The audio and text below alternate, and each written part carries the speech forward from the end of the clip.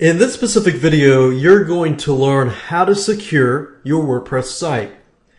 Now, apart from updating your version to the latest version, updating your plugins, deactivating plugins that you don't need, the question is, what parts of your site are vulnerable? Well, let's take a different perspective. Most hackers do two different things when they try to take down your site or try to enter your site. They try to access your files that are writable. In other words, they have the file permissions 777. And once they figure out which files have those permissions, they start injecting code into your site, and they could take it down, they could mess it up, they could use it for whatever they want to, or they try to brute force your administrator username and password. So knowing these two things, you can begin to protect yourself and begin to take some precautions. So in this specific video, I'm going to go over two different plugins that will help you do just that. Now, the first plugin, if we go to the plugins section and click on Add New, we're going to use a very basic plugin that will tell us which files are 777 and which files we need to change. It's called WP Security Scan. If you click on Install Now, we'll go through the process of activating this plugin. And I went ahead and activated it, and if you click on this here, it says WSD Security. Once you load this page, you'll notice that the initial scan, it says you have the latest version of WordPress. Good. It says your table prefix should not be WP underscore.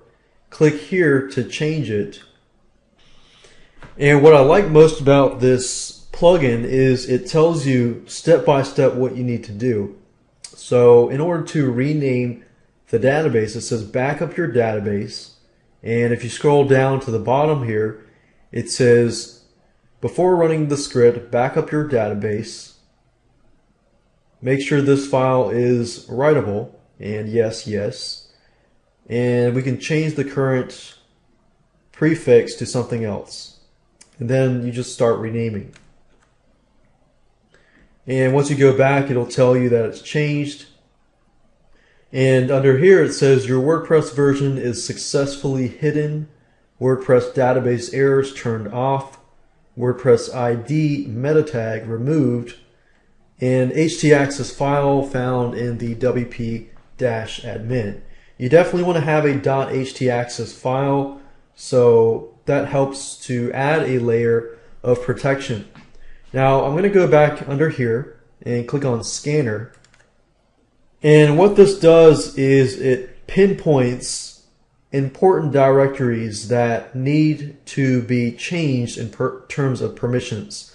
For example, my root directory is currently 777, and as you can see here, it has highlighted the 777s, and they need to be changed to 755.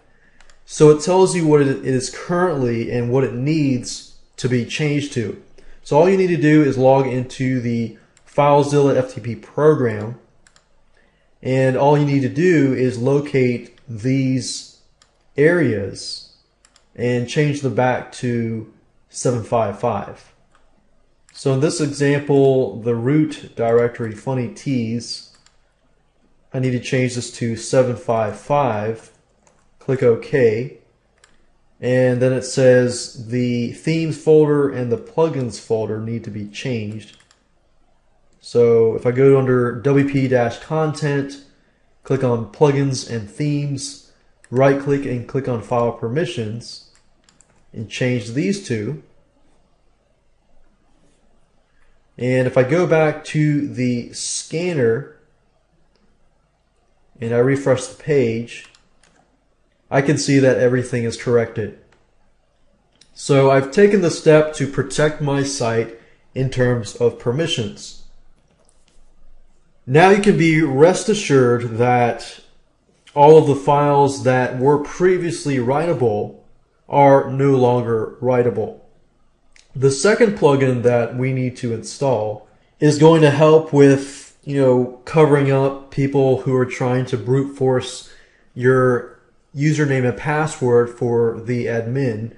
So if I go back to plugins and click on add new, and we're searching for a plugin called Better WP Security.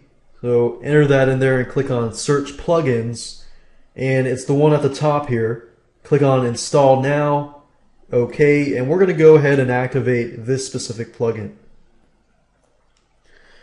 Okay, so I went ahead and activated this, and if you click on the blue shield icon here, it says before we can begin, you need to create a database backup. So I'm going to click on this link here. And there we go. So now we can begin the process of using this specific plugin to protect the site. Now the next step is, do you want to allow this plugin to change the WordPress core files, or do you not want this plugin to change the WordPress core files?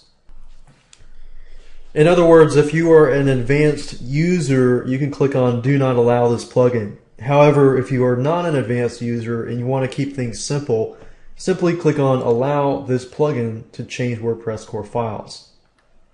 Now we're going to click on secure my site from basic attacks.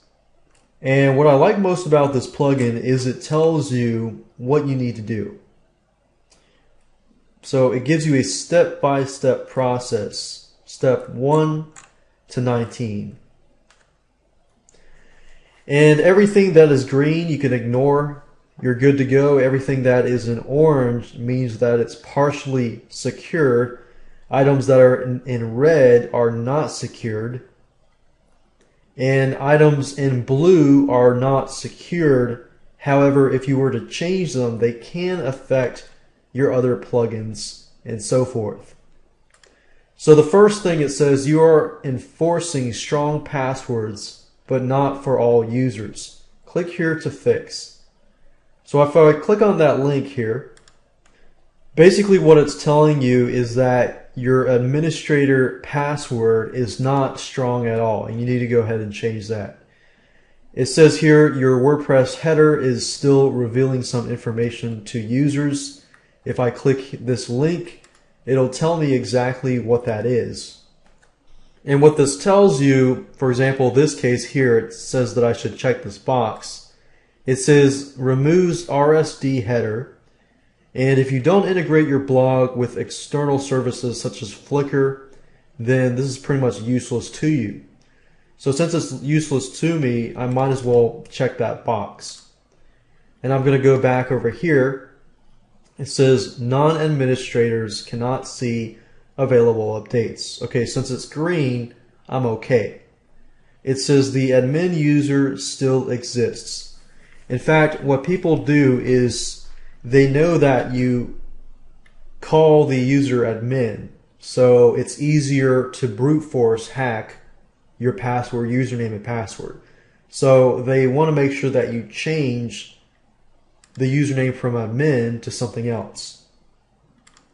So I could change that to, click on save changes, and the nice thing is you can do everything within this specific panel.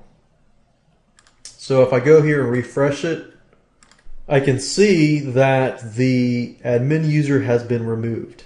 And basically all you need to do is just walk through step by step, and anything that is in orange or red is highly recommended to be changed. Anything that is in blue you need to be careful of, because if you do change something, it might affect your other plugins. And that's something to keep in mind, is even though you install a plugin, it could in fact affect your other plugins. So you need to be careful with that. But once you're done by going through this whole list, then you're set. In the next video, I'm going to show you how to protect it further by installing a different plugin that will really secure your site and take protection to the next level.